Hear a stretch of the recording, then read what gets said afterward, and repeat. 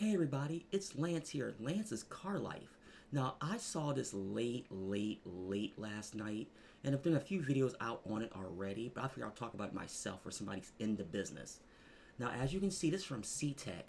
It says, Vroom laying off 90% of workforce shutting down a used vehicle platform. Now, we're going to read along here. It says, see, the company, which peaked at a valuation over $8 billion in August 2020, but has seen the market cap fall to $75 million, said it was discontinuing e-commerce operations and winding down used vehicle dealership business, resulting in a layoff of 800 employees. Now, according to the article, as I read, it says it was discontinuing e-commerce operations as part of the plan. The company anticipates that approximately 8 employees will be laid off, which is 90% of the workforce. Now, look, guys, I don't like seeing anybody lose their jobs, and we're going to talk about this specifically today. Now, Vroom also owns and operates United Auto Credit, an automotive finance company, and Car Story, an AI-powered analytics and digital services for automotive retail. They will both remain active and continue to serve their third-party customers. Now, as you read down, it says read more here, I'm sorry. Gotta love OBS sometimes. It says, under the value maximization plan approved by Vroom Board of Directors, the company is suspending transactions with Vroom.com, planning to sell its current used vehicle inventory through wholesale channels, and halting the process of additional vehicles. In addition, it says established in 2013, went public in 2020 at a value of 2.5 billion and hit a record 8.1 billion valuation August of that year. But now, according to the reports, in the third quarter last year, Vroom recorded a net loss of 83 million, and carried out 4,561 used car sale transactions, a 29% decrease compared to the corresponding order. This is what I want to talk about.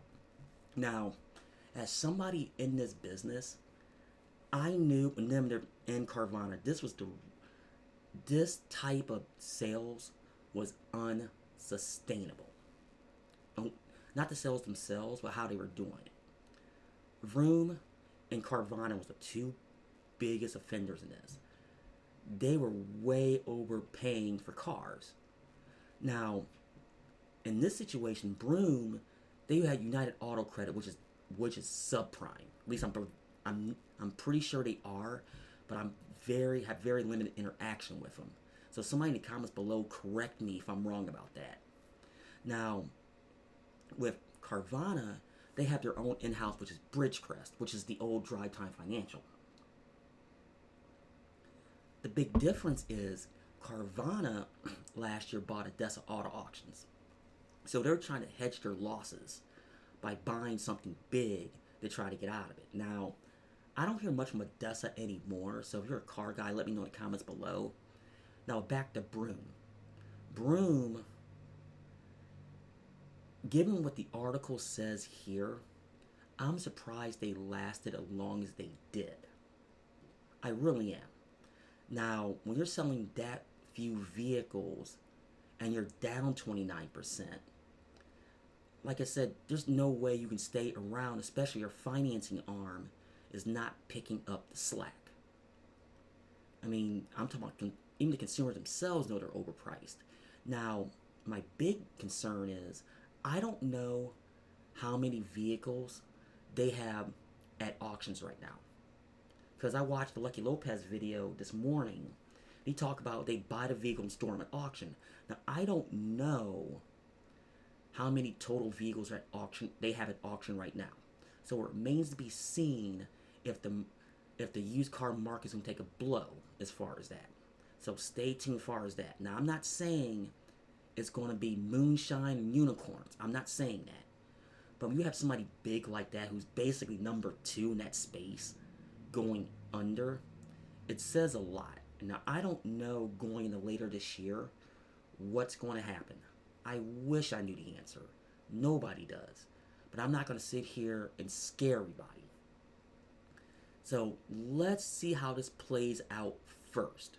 Now, I would give it probably 90 to 120 days, depending how they liquidate, because I don't know how that's going to go down. So stay tuned as far as that, because that's going to tell the story on what happens later this year, at least with Vroom. Now, will all these smaller lots pick up? I don't know, because we're going into tax season. So it'll be very interesting to see, especially from that standpoint. So let me know in the comments below. Am I right? Am I wrong? Am I off base? Do you have any ideas? Please let me know.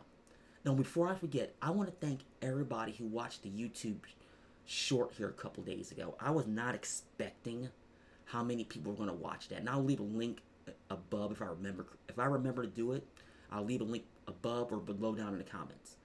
Well, folks, I'm going to get off here. This is Lance of Lance's Car Life.